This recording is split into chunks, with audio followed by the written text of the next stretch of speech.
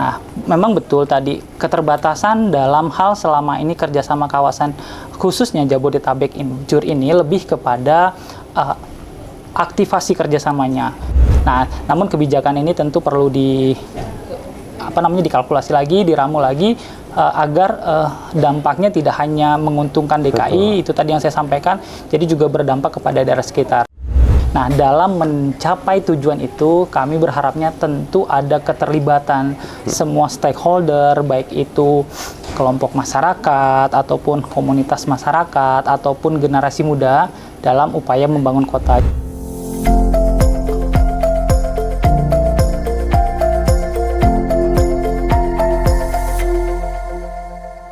Halo Sobat KSD, selamat datang di Serasi, Semangat Rajut Kolaborasi. Oke, untuk podcast kita pada hari ini, kita akan berbincang-bincang bersama Kepala Bagian Kerjasama Dalam Negeri di Biro Kerjasama Daerah Provinsi DKI Jakarta. Kita langsung bersama Pak Tony.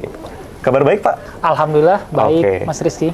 Nah, mungkin Pak Tony boleh nih Pak menyapa dan juga menyampaikan kira-kira apa nih Pak agenda di KSD akhir-akhir ini Pak? Dan mungkin juga boleh memperkenalkan diri Pak Tony. Oke. Halo Sobat KSD, perkenalkan saya Tony Depriana TS selaku Kepala Bagian Kerjasama Dalam Negeri di Biro Kerjasama Setda Provinsi DKI Jakarta. Pada bagian ini kami berfungsi dan bertugas memfasilitasi kerjasama pemerintah Provinsi DKI Jakarta dengan instansi pemerintah lain, dengan pemerintah daerah baik yang tidak berbatasan maupun yang berbatasan langsung dengan DKI Jakarta. Demikian Mas Rizky. Nah, agenda akhir-akhir ini gimana nih Pak Tony, khususnya di Biro Kerjasama Daerah nih Pak? Ya, akhir-akhir ini kita memang ada beberapa agenda prioritas yang sedang dibahas di bagian kerjasama dalam negeri, baik itu terkait dengan pembangunan infrastruktur yang bekerja sama dengan kementerian, ada juga kerjasama terkait dengan peningkatan layanan publik yang bekerja sama dengan pemerintah daerah sekitar. Jadi kami di Biro Kerjasama selalu berkoordinasi dengan perangkat daerah terkait lainnya terkait dengan pencapaian kinerja pemerintah daerah yang membutuhkan kerjasama maupun sinergi dengan instansi pemerintah ataupun dengan pemerintah daerah lainnya. Demikian. Oke. Nah, baik Pak Tony. Nah, mungkin berikutnya nih Pak Tony, kita bersama Sobat KSD, kita akan berbincang nih Pak, khususnya soal kebijakan aglomerasi untuk menyongsong DKJ nih Pak. Karena mungkin di tahun-tahun terakhir ini banyak nih Pak, perbincangan-perbincangan soal daerah khusus Jakarta nih Pak. Ada transformasi ya Pak ya, dari DKI ke DKJ ya Pak ya. Nah, mungkin yang akan saya tanyakan ke Pak Tony, apa sih Pak makna transformasi DKI Jakarta yang berubah menjadi DKJ nih Pak, daerah khusus Jakarta, khususnya dari perspektif Biro Kerjasama Daerah sendiri Pak. Seperti apa Pak? Ya, mulai agak berat ya pertanyaannya. Waduh. Jadi seperti ini, transformasi status DKI menjadi DKJ sesuai dengan Undang-Undang Nomor 2 Tahun 2024 yang kemudian diperbarui dengan Undang-Undang 151 Tahun 2004 juga. Jadi memang akan berdampak terhadap adanya implikasi penyesuaian struktural, kewilayahan, kelembagaan yang tentunya juga berdampak kepada Biro Kerjasama sendiri. Karena Biro Kerjasama Daerah sendiri selaku perangkat daerah di Provinsi DKI Jakarta tidak hanya berperan dalam segi administrasi saja. Tentu akan ada penyelesaian fungsi strategis yang diberikan, ada peningkatan peran, terus ada juga agenda prioritas kerjasama yang tentunya mulai disusun, mulai dari kebijakannya seperti apa, regulasinya seperti apa, terus bagaimana kita mengkomunikasikannya dengan mitra kerjasama kita nanti. Nah, mitra kerjasama ini kan dalam artian luas ya, karena di skup saya bagian kerjasama dalam negeri lebih kepada instansi pemerintah dan pemerintah daerah lain, tapi tentu ada juga nanti mitra kerjasama dari luar negerinya, mitra kerjasama dari pihak ketiga yang tentu juga memiliki peran khusus ya dalam meningkatkan pembangunan daerah, dalam mendukung kinerja pemerintah daerah melalui kerjasama itu sendiri. Oke, berarti kedepannya melalui DKJ ini akan lebih intens lagi ya Pak, khususnya untuk daerah-daerah aglomerasi di sekitar wilayah Jakarta ya Pak, ya begitu ya Pak? Jadi bukan lebih intens, jadi kita itu kalau dengan daerah sekitar itu masuk di dalam kerjasama wajib. Itu sesuai dengan Permendagri 22 tahun 2020, bagaimana satu pemerintah daerah yang berbatasan wajib melaksanakan kerjasama dalam rangka meningkatkan kinerja pemerintahan daerahnya. Kinerja pemerintahan itu mulai dari pembangunan daerahnya, pelayanan publiknya, dan serta meningkatkan kesejahteraan dan ekonomi masyarakat. di dalam kawasan tersebut. Apalagi secara kawasan DKI dengan daerah sekitar hanya dibatasi dalam bentuk TRT, ya, dalam bentuk layanan, dalam bentuk penyelenggaraan kehidupan bermasyarakat itu tidak bisa dibatasi dengan azas teritorial tadi. Mungkin seperti itu, Mas Rizky. Oh, baik, Pak. Nah, mungkin nih, Pak, tadi Pak Tony menyebutkan memang wajib ya, Pak ya, dan apalagi kemudian ke depannya dari kebijakan aglomerasi ini akan terus berjalan. Dan pertanyaan lanjutan saya adalah, gimana nih Pak bentuk kerjasamanya ke depan, khususnya dalam konteks aglomerasi nih Pak, dengan wilayah-wilayah di sekitar Jakarta itu tadi, Pak. Bentuk kerjasamanya seperti apa, Pak, kira-kira, Pak? Jadi begini, kerjasama wajib yang dilaksanakan di dalam daerah berbatasan itu kan bagaimana kalau di dalam Undang-Undang 2 tahun 2024 disebutkan bagaimana aglomerasi ini mensinkronkan pembangunan yang ada di dalam kawasan. Itu yang nantinya tidak hanya mendukung posisi DKI Jakarta selaku daerah khusus, tapi juga secara dengan harapan itu juga akan berdampak kepada pembangunan daerah sekitar. Jadi perlu adanya sinkronisasi mulai dari penataan ruang, terus mulai adanya sinkronisasi dalam segi peningkatan layanan itu tadi, sehingga masyarakat dalam satu kawasan ini tidak terbedakan. Itulah yang diharapkan di dalam kerjasama aglomerasi. Jadi kerjasama aglomerasi ini sebenarnya tidak hanya menguntungkan DKI selaku daerah khusus, tapi juga dengan harapan ini memberikan dampak positif juga bagi daerah sekitar yang berbatasan dengan DKI. Betul. Seperti itu. Nah, mungkin saya tertarik tuh Pak untuk tadi meng-highlight sekarang ini sebelum DKJ itu memang benar-benar kita all out untuk diimplementasikan, gimana nih Pak kondisi dengan kerjasama wilayah-wilayah yang berbatasan teritorial tadi, khususnya Jabodetabek mungkin, Pak? Jadi apa, Pak? Dalam hal kerjasama dengan daerah, sebenarnya kita rumuskan dulu dalam hal prioritas kerjasama seperti apa. Nah, sekarang itu ada beberapa kerjasama prioritas yang sedang dikerjasamakan dengan pemerintah daerah. Tentu kerjasama yang dilakukan ini juga perlu mendapatkan dukungan pemerintah pusat.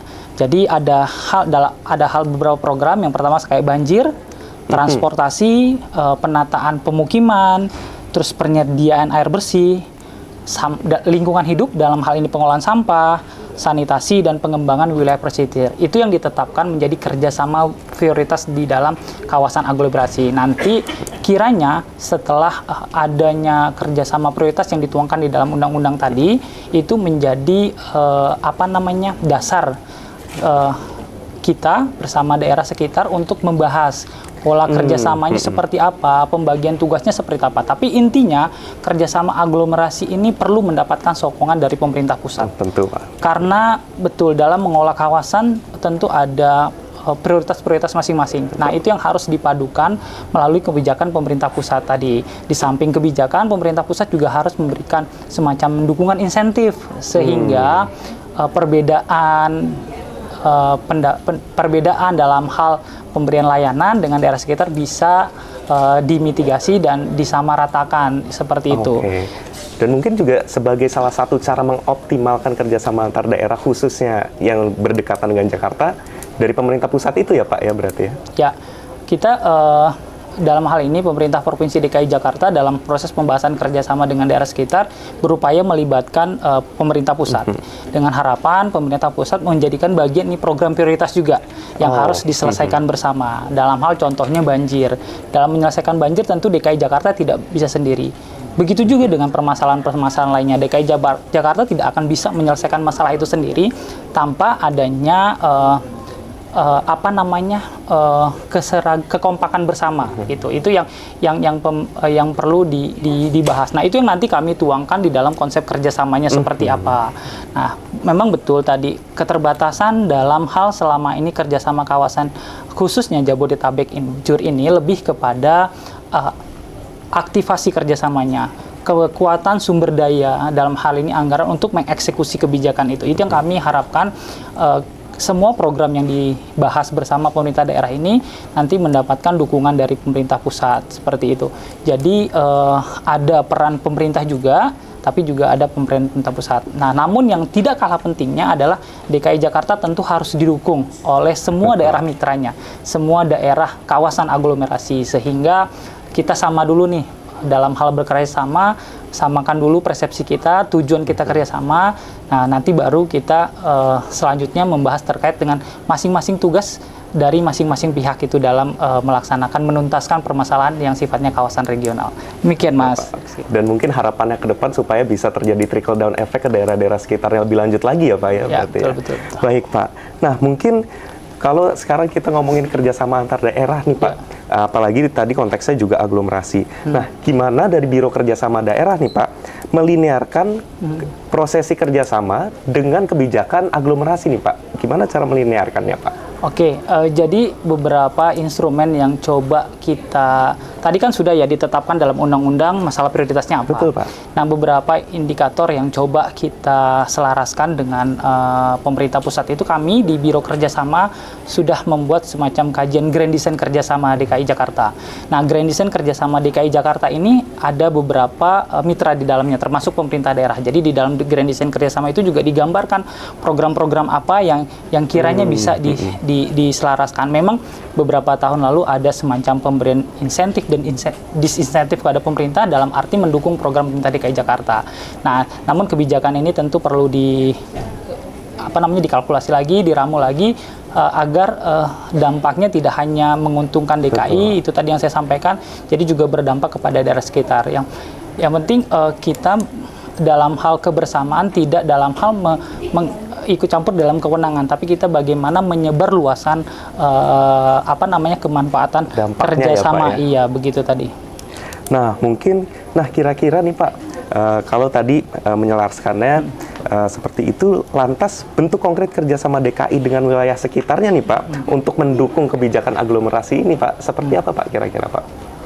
Ya, nanti kalau terkait dengan bentuk kerjasama bentuk kebijakan aglomerasinya, mungkin nanti kita akan lebih mengikuti bagaimana arah kebijakan dari Kemendagri ya, Kementerian Dalam Negeri selaku pembina pemerintah daerah. Jadi dari segi kebijakan nanti mungkin kita akan mengikuti tentu pada saat menyusun Undang-Undang 2 tahun 2024 ini Kemendagri sudah mendengar ya masukan dari semua stakeholder ya, termasuk pemerintah daerah. Jadi dari segi kebijakan tentu nanti DKI Jakarta akan mengikuti kebijakannya arahnya seperti apa. Tapi yang penting itu tadi yang disampaikan di awal, posisi DKI Jakarta akan berubah menjadi dari semula ibu kota menjadi daerah khusus Jakarta yang arahnya menuju kota global menjadi pusat ekonomi dan bisnis. Nah, ini yang tentu menjadi harapan bersama yang harus dicapai melalui kebersamaan ya. Kami di Biro Kerjasama tentunya terus membangun komunikasi dan koordinasi ya dengan pemerintah daerah sekitar, baik itu dalam penyelesaian masalah yang sifatnya DKI ataupun yang sifatnya kawasan. Kerjasama ini mudah-mudahan ke depan akan lebih optimal lagi. Amin. Karena juga udah sesuai dengan harapan Pak Gubernur. Contohnya yang paling update ini terkait dengan penyebar luasan jaringan layanan transportasi. Bagaimana membuka ruang, memperluaskan jaringan jalur layanan Transjakarta yang tentu sangat berdampak signifikan ya bagi masyarakat. Tentunya itu juga bagian dari kerjasama yang terus dibangun. Ada juga kerjasama kita terkait dengan upaya dalam hal pengendalian kualitas udara. Nah, itu upaya yang juga dibangun menjadi bagaimana kawasan aglomerasi ini menjadi seluruhnya menjadi daerah penunjang kawasan kota global yang akhirnya berdampak kepada perekonomian kawasan, karena dengan peningkatnya kan sekitar hampir 70% ya ekonomi ada di Jakarta dan sekitarnya. Tentu juga dengan harapannya perbaikan kerjasama aglomerasi juga dapat meningkatkan dampak bagi kawasan nasional. Sekitar. Mungkin demikian ya Mas Rizky, izin. Oh ya. Dan kebetulan untuk saat ini, untuk masalah transportasi juga kebetulan memang sudah berjalan ya Pak ya, seperti Trans Jabodetabek, dan itu juga untuk memantik ya Pak, untuk kerjasama ke depannya dan juga untuk dampak dari kota sekitar ya, khususnya aglomerasi ini ya Pak. Siap. Baik Pak, nah mungkin terakhir nih Pak, sekaligus kita menutup podcast kita pada kali ini. Nah, apa kira-kira pesan Pak Tony nih Pak, khususnya untuk generasi muda nih Pak, yang mungkin lagi belajar mengenai kerjasama daerah, khususnya di Jakarta nih Pak, dan juga untuk masyarakat di DKI Jakarta dan sekitarnya nih Pak, yang termasuk di aglomerasi Pak. Ya. Kira-kira apa pesan Pak Tony nih Pak, soal pentingnya kerjasama lintas wilayah nih Pak, khususnya untuk menyongsong DKJ ini Pak? Oke. Kalau berbicara generasi muda, saya juga masih muda. Jadi ini juga saya dalam arti kan memberikan harapan, juga tentu memberikan motivasi kepada diri saya sendiri bagaimana transformasi kota Jakarta saat ini kita dihadapkan dengan tantangan ya, sekaligus peluang dalam membangun kota yang lebih inklusif, terhubung dan berdaya saing. Nah, dalam mencapai tujuan itu kami berharapnya tentu ada keterlibatan semua stakeholder, baik itu kelompok masyarakat ataupun komunitas masyarakat ataupun generasi muda dalam upaya membangun kota. Jadi terbuka ruang bagi semua lapisan masyarakat untuk bisa bekerja sama dengan DKI Jakarta. Kami di Biro Kerjasama siap memfasilitasi apabila ada kebutuhan-kebutuhan kerjasama dalam upaya inisiasi program bersama. Nah, itu yang kami tunggu. Jadi peran aktif itu sangat kami harapkan sehingga masyarakat di samping merasakan, masyarakat tersebut juga terlibat dalam pembangunan dalam pembangunan kota. Karena kolaborasi ataupun kerjasama itu akan lebih baik apabila masing-masing pihak memiliki rasa peran aktif dan ingin ada kemauan untuk maju bersama. Mungkin itu ya yang kami harapkan. Jadi kami di Biro Kerjasama terbuka ruang untuk diskusi, terbuka ruang untuk menerima masukan, terbuka ruang untuk diajak bekerja sama, berkolaborasi dalam segi apapun. Nanti kita akan salurkan, kita akan sampaikan. Itu menjadi poin kami dari Biro Kerjasama untuk mampu berkomunikasi dengan semua lapisan. Karena kami di Biro Kerjasama selaku PIC dari pemerintah Provinsi DKI Jakarta dalam memfasilitasi kerjasama dengan semua pihak tentunya. Karena khususnya hanya kayak di bagian dalam negeri, tapi nanti kan ada bagian-bagian lain di Biro Kerjasama yang akan mendampingi dan memfasilitasi. Sehingga dampak kerjasama dapat dirasakan lebih baik dan berdampak juga kepada pembangunan kota Jakarta ke depannya. Mungkin demikian, Mas. Oke, baik Sobat KSD, mungkin itu mengakhiri podcast kita pada hari ini. Dan mungkin satu hal tadi ya Pak ya, bahwa kolaborasi itu adalah kunci untuk pembangunan Jakarta ke depannya. Oke, mungkin demikian podcast hari ini. Jangan lupa untuk menonton podcast-podcast Rasi berikutnya.